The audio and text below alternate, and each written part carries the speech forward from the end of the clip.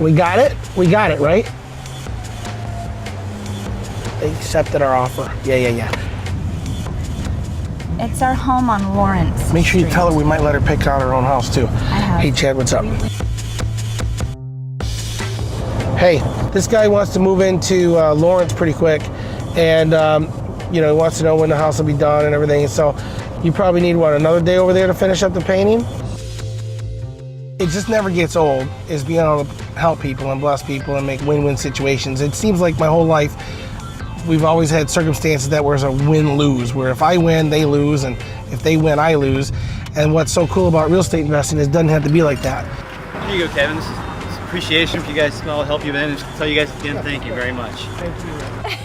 No, thank you very much. Thank you. Awesome. I'm so proud of you guys, and thank you for being so hospitable to us. Thank you for the opportunity. I grew up in Detroit, and my parents never owned a home. They rented apartments and houses, and we moved like 13 times before I was a teenager, from apartment to apartment and house to house. And so growing up, I just wanted to be the one in my family to own a house. That's kind of influenced me today, because I still have a soft spot for putting people into houses, whether it's a first-time homeowner or a second chance at homeownership. Maybe somebody's had a foreclosure before or bankruptcy, so it kind of impacts the way I do business today. We saw this whole downturn of the economy hit a lot earlier than other parts of the country. Now I realize it was actually a blessing, because it's caused me to rethink all my strategies and redo everything real estate-wise. I thought I knew, you know, what I was doing, because I had 12 houses and had a real estate license, and now I realize it's not just buying a house, it's when to buy, how to buy, where to buy, if to buy, and sometimes when not to buy. I was fortunate enough to be an assistant to a gentleman for 12 years who was very, very wealthy. And before that job, I thought as a poor person thinks, and I made decisions based on not having any money. And that 12-year process really served to shape me to start thinking differently, thinking out of the box, thinking more like the millionaire mindset.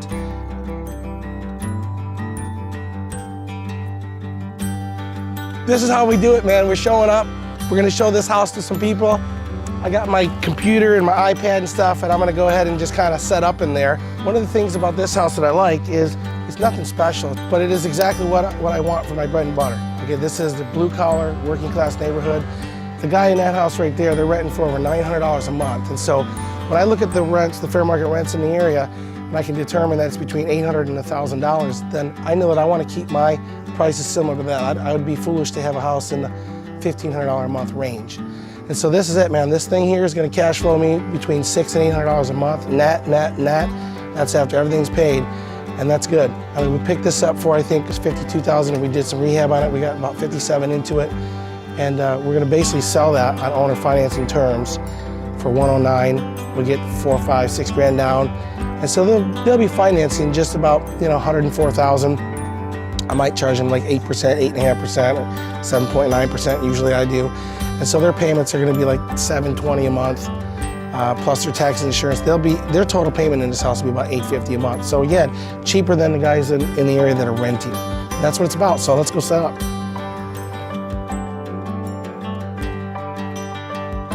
I've got a bunch of people in houses right now that I own that all have the same story. They were foreclosed on a previous house, and it wasn't even their fault. They weren't the owner of the house, they were renting.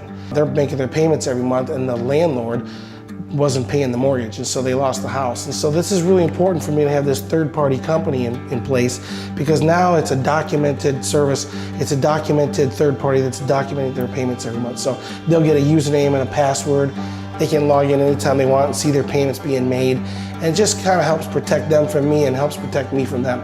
On my end, it's awesome, because I'll just get an email every month showing that the money's there. And I always joke with the students, I say it's kind of like AOL. You know, when you have AOL, you log in, it goes ding, you've got mail. Well, this one's a lot better, because it says cha-ching, you've got money. This is so cool. It's actually a Google spreadsheet, and you can see these names on here of just person after person after person. There's 71 new potential buyers on there, and one thing that's cool is this one here is Lavinia. She's renting like 3 or 4 houses down, and she saw the sign. It says owner will finance and rent to own, It's must sell. There's something magical about those words, must sell. And I must sell it because I must get cash flow. But Lavinia is renting down the road with her husband. I think they're paying $850. And so I'll just get information from them here, get their name, their number, their email address, how much money they have to put down, and how soon they need something. Now her thing says August 1st. She's on a month, and she doesn't want to throw any more money away on rent. So that's kind of cool. They never owned a house before. It asks, how do they see me? It says they saw the sign on the home, they're renting right now, and she's number 63. Now I might tell her that on the phone when she calls in. I might say, yeah, I've got a bunch of people on the buyer's list. Matter of fact, I've got 62 people on there, you're number 63. And I don't know why I do that, but when I go back and see them in person, and I don't know who they are by the face because I haven't met them before. So I might ask them what their name is again, and they'll say Lavinia. And that one's obviously an unusual name, so I'll say, oh yeah, I talked to you, haven't I? Didn't I put you on this list here?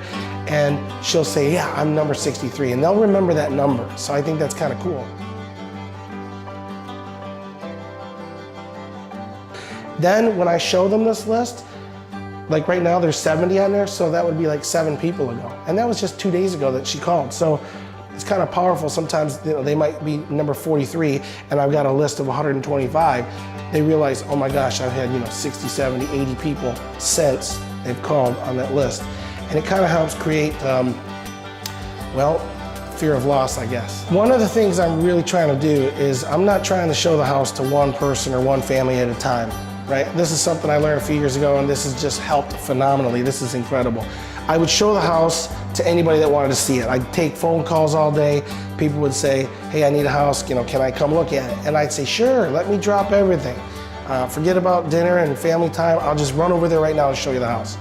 And guess what? I'd drive, I'd get there, and guess who's not there? Them. They don't show up, they don't call, or they get there early and drive by and they don't like the area or whatever, so they don't even have the decency to call sometimes. So it's very frustrating. I've done that many times. And a friend of mine, James, taught me that show the house to multiple people at once. And that has changed everything. The very first time I did it, I had like 21 people show up. It was funny. My brother's there directing traffic, my sister's valet parking cars. It was a madhouse. It was awesome. And I sold 4 houses off of that one showing from that one time. So I learned that trick, and now I try to have multiple people show up. We should have 6, 7, 8 people showing up here in a little bit. And that's cool because now that creates that fear of loss. They think they're the only ones here and they're gonna nickel and dime me to death and point out everything wrong on the house. But when there's 5 or 6 families all showing up at the same time, all the stuff that's important rises to the surface. And the stuff that's not important, the stain on the carpet, the little hole here, the grass being long, they don't even bring that up because they know that if they don't take it, one of the other 4 or 5 or 6 families there will.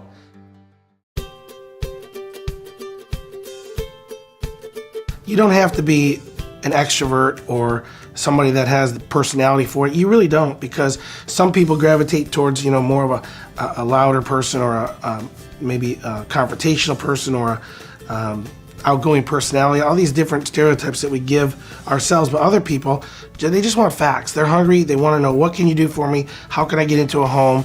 And so I find the best communication skill comes with asking questions and being a problem solver. What's your situation, guys? I just moved out here from New York.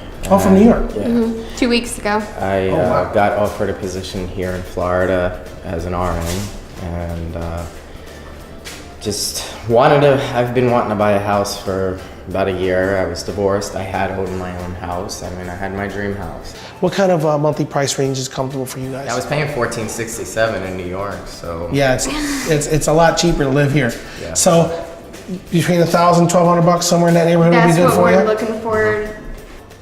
Typically, I know sometimes it's all about the house to you guys, like we want to find the right house. We don't care about the house. It ain't about the house, it's about the deal.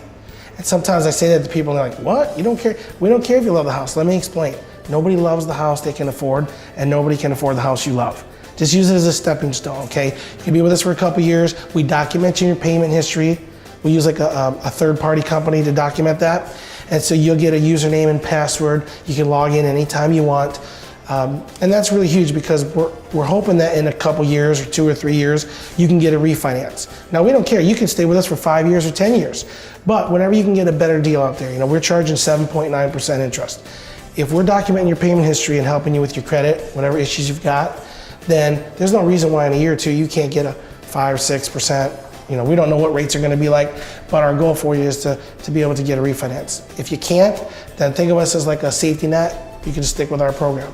I would suggest you go on the website, take a look at some of the houses on there. Even though they're gone right now, you're gonna typically be able to see the one on Normandy would have been beautiful, Gramercy, Drysdale was probably the house for you guys. I'm so glad you guys came out, man. I appreciate it. Sounds like a good program for you.